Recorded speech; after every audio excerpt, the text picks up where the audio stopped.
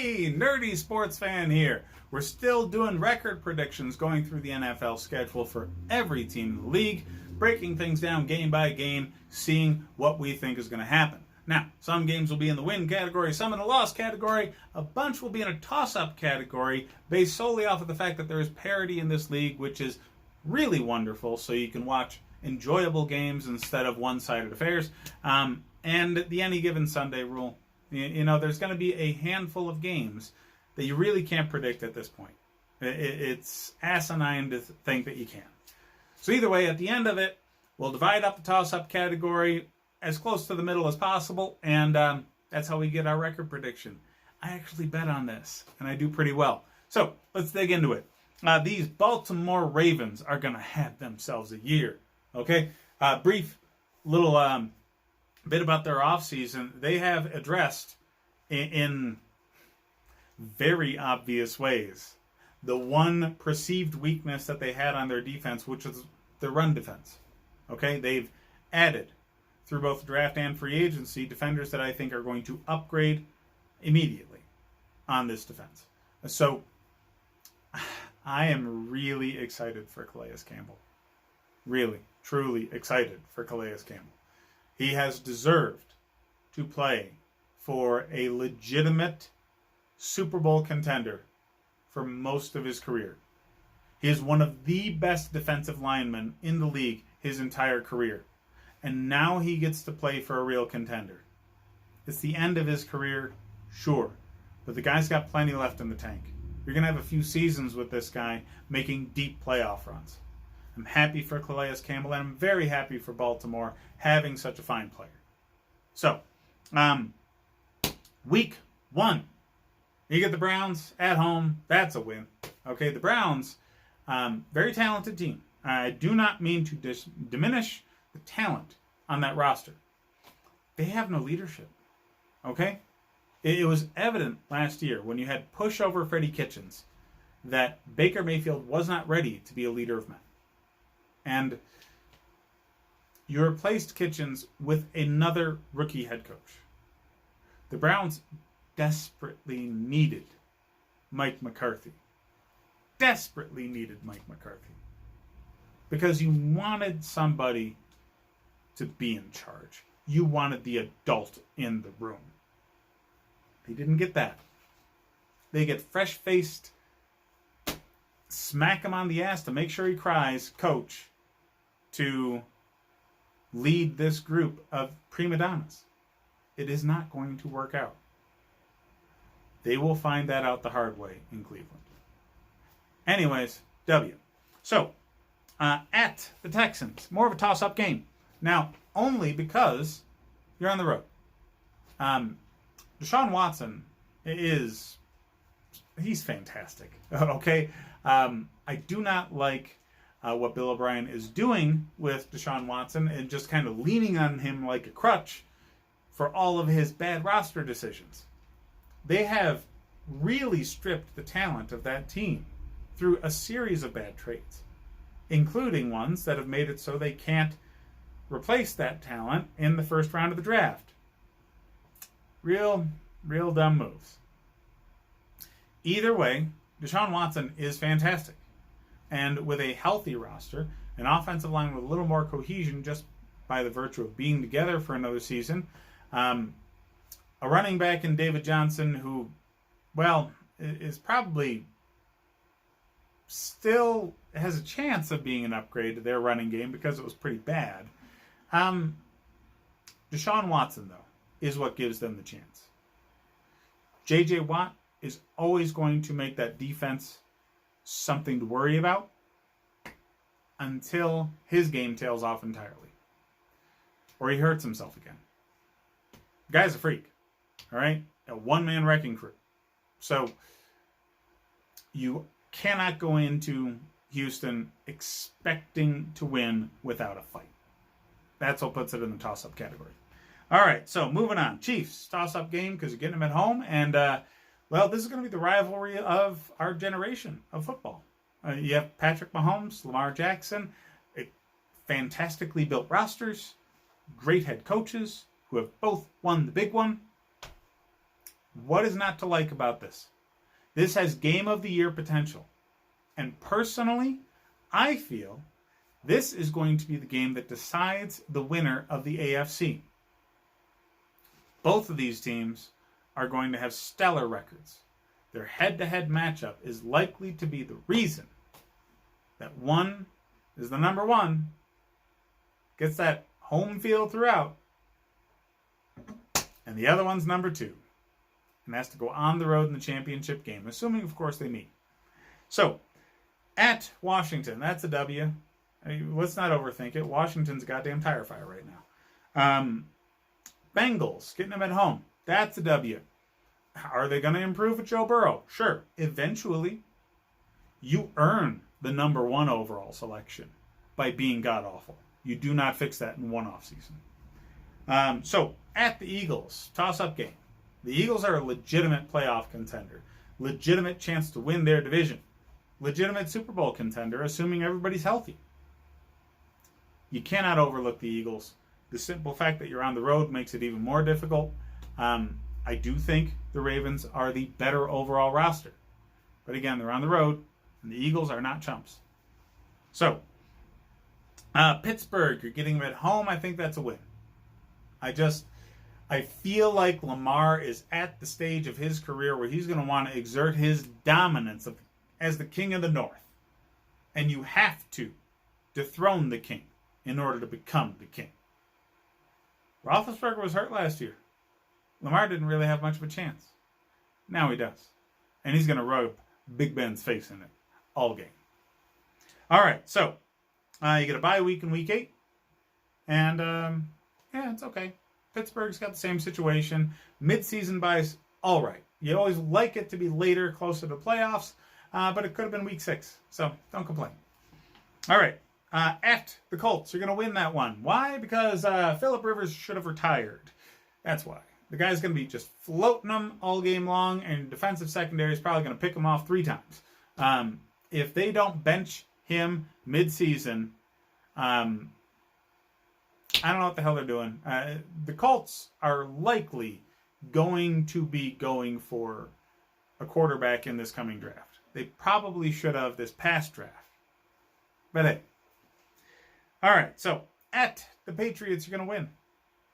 You're going to win. The Patriots are entirely one-sided right now. All defense. And they lost a few defensive players in this offseason that make it so that number one unit from last year ain't going to be number one anymore. Not to mention, because they don't have Brady, they're not going to have the cohesion on offense that allowed that defense as much rest as it had all last season. There's so many things that factor into New England being far weaker than in years past. Are they still going to be good? Yeah, absolutely. Bill Belichick's going to have that team ready to play. There's not going to be any game management errors. During the 4 quarters of play, you will not see errors from the coaching staff. You will in other games against other teams. Not Bill Belichick. He'll be ready for every situation you can imagine. And that puts teams at ease. So they will be good. They're just not going to be anywhere near good enough to handle the Ravens. The Ravens have a roster built to win right now and for the foreseeable future. At least another 3-4 years, we're talking legitimate Super Bowl contention out of the Ravens. And the Patriots are nowhere near that. Jared Stidham's going to be an afterthought in 4 or 5 years. All right, so you get the Titans. It's at home, I get it, but this is a toss-up game. You spent the entire offseason retooling the defense specifically for this game. This is when we get to see if it actually worked. If a defense specifically built to stop Derrick Henry and this monster of a running game can actually pull through. Because that beatdown you took in the playoffs, I don't think anybody wants to deal with that taste in their mouth again. But you can't, at this point, say that's a guaranteed win. Sure as shit no. No. That is a toss-up at best. Until you beat the team that thumped you in the playoffs. I'm not going to say that's a guaranteed win. At all. All right, so at the Steelers. Because it is on the road, this gets put into the toss-up category. By this point in the season, I expect Ben Roethlisberger to be fully in stride. Earlier in the season, he's still going to have some kinks to knock out because not only is he recovering from injury, but this ridiculous offseason where people really can't get together anywhere near the level that they typically would is not going to let him knock the rust off well. So the first few weeks of the year, he's going to still be hitting, trying to figure out where his stride is. By week 12, that'll be figured out. So this is going to be a much more competitive game than the first one. Let's not forget the Steelers had one of the best defenses in the league. And almost all of their offensive problems were directly related to the quarterback not knowing what the hell he was doing. That's not going to be an issue this year. So Pittsburgh is going to return to form and be something to be worried about, especially on the road. All right, so Cowboys, you're getting them at home. That's the W. Dallas is definitely a real contender in the NFC. The NFC is not as strong at the top as the AFC. Nowhere near. I anticipate the AFC winner, whether it be Baltimore or Kansas City, to win the Super Bowl this year. I really do. They are head and shoulders above the best teams in the NFC. You can make a case for San Francisco, sure, whatever. Jimmy G is not Pat Mahomes. He's not Lamar Jackson. Those two guys are in a league of their own right now. All right, so at the Browns, that's a W. Baker and company are going to be chaotic. The Ravens, steady as she goes. That always wins out in those matchups. Always. Even if you're just pulling it out in the last few plays, a well put together team with great leadership is going to pull games out against an up and down, all over the place, barely any leadership team like Cleveland. Every time. All right. Jaguars. Yep, you're winning that one. The Jaguars are one of those always bad teams. Like Cleveland was. Might still be. Like Cincinnati might still be. The Jaguars cannot keep talented players. Through a combination of weird and bad things in the front office, bad coaching, and an inability to retain players because nobody wants to shop for groceries with 12 guys in the building that could be referred to as Florida man. Jacksonville just has not been able to keep a good team on the field for any length of time. It was an outlier when they were a legitimate playoff team a few years ago, and most of that team's gone. So Jacksonville is going to be a walkover. All right. Giants, you're winning that one. All right, Giants are not ready for a road game against Baltimore. They're just not. Daniel Jones is going to be better. He was pretty good last year. Saquon Barkley is absolutely the best running back in the league, no question. And they have better offensive line play this year with what's been addressed in the draft. You can't get worse than their offensive line play last year, so you can assume just the simple fact that they drafted bodies means they're going to be better. So, yeah, all those things aside, they're still at least a year or two away from their roster being anywhere near the level needed to legitimately compete with Baltimore. This is going to be a pushover game. And ending the season at Cincinnati with a W. Now, normally last week of the year, I'm not that positive of it. But this time I will be, because you're going to be in competition with the Chiefs the entire season for the number one spot.